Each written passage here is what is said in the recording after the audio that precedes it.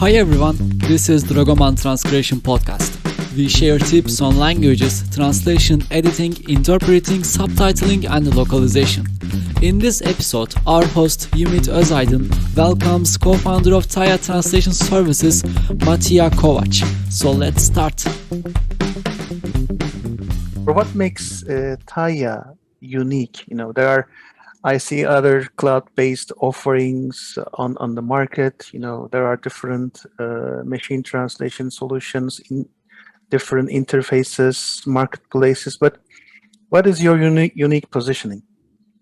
Well, I think it's how we position ourselves, who we think our product is most appropriate for. So, for example, you have this traditional software providers in the localization industry that produce, I'd say, decent software, but it's very complex for users who are not into the localization industry.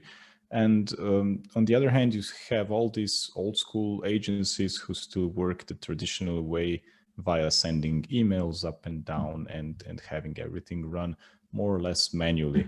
And we try to position ourselves somewhere in the sweet spot between having clients that are not very tech savvy when it comes to localization or translation, but again, offering them with a very modern and powerful cloud-powered solution that allows them to easily manage all their translation needs. So instead of them having to buy dedicated server licenses and special software and onboarding and training and all of that comes with traditional localization software, we provide them with the very easy to use user interface that allows them just to drag and drop their files and have everything translated very easily so they don't have to deal with workflows and whatnot. Oh, that's good to know.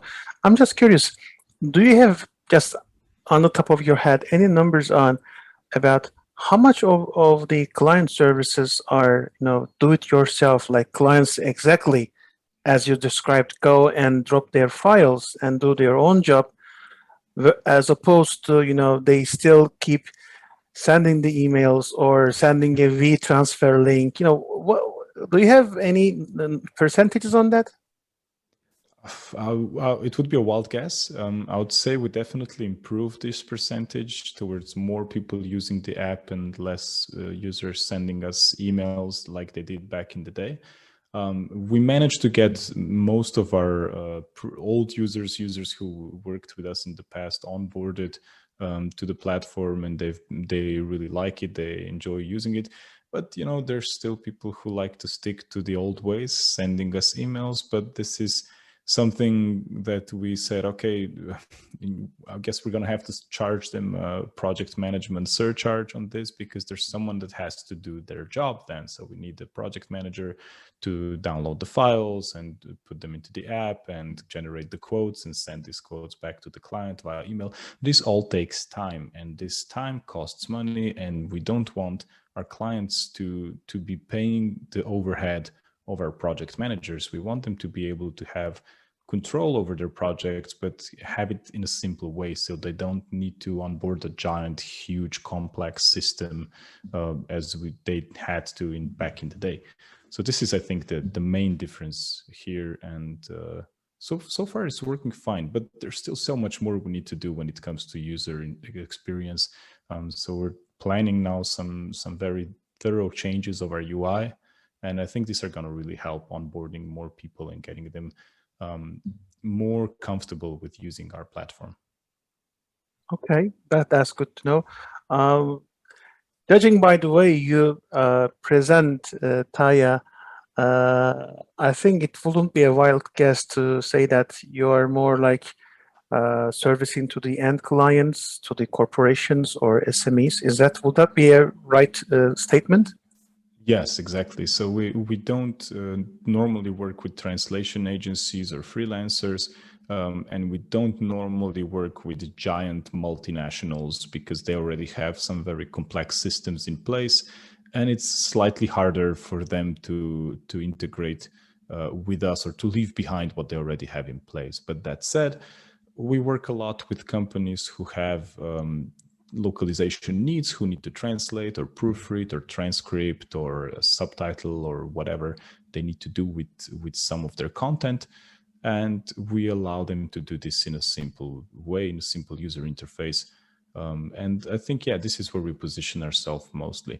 I mean, the more we grow as a company, the more we work with bigger and bigger companies. And of course, they like to utilize our API integrations or custom machine translation solutions, or they just plug and play one of the workflow parts that we allow them.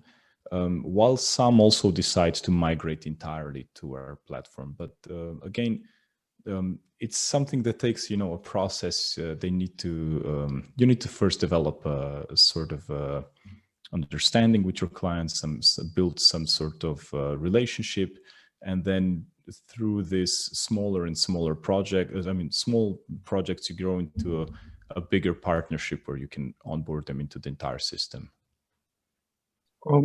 Sure. I mean, it takes time and a lot of, pain and maybe joy, ups and downs.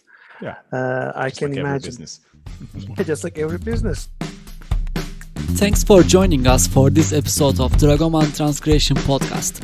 Remember, you can always be a guest speaker in our future episodes if you like podcasting. Join us again next time for more tips and tricks from industry professionals. Thanks for listening. Stay tuned.